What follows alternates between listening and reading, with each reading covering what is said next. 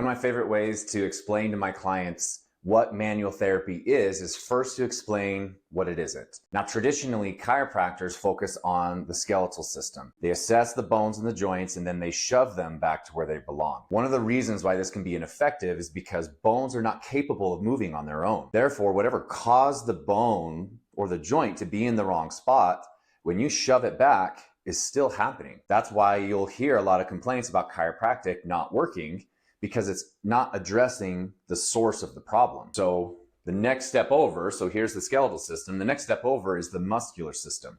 Now, the muscles are going to be professionals like physical therapists, massage therapists, athletic trainers, personal trainers, people who are focused on this concept of an imbalance, that there's a tight muscle here and a weak muscle over here. Now, I spent most of my personal training career trying to correct these imbalances by stretching these and strengthening these.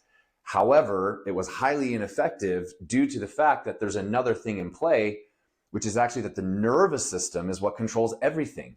Your nerves control muscles. Your muscles control the bones. And so to effectively change anything, we have to address what's going on with the nervous system to have an appropriate effect on the muscles and then therefore the bones themselves.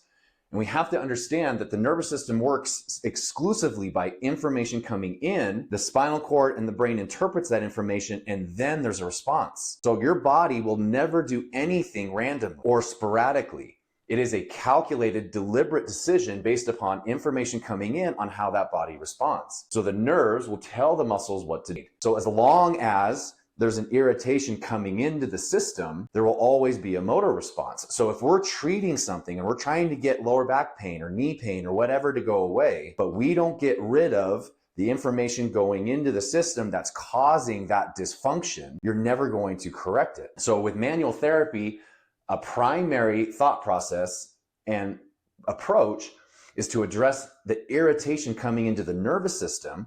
And when we can appropriately fix what's creating that irritation, then the muscles will have the ability to work effectively. And when they're working effectively, so can the bones be in the appropriate spot, because the balance between all three of these systems is appropriate.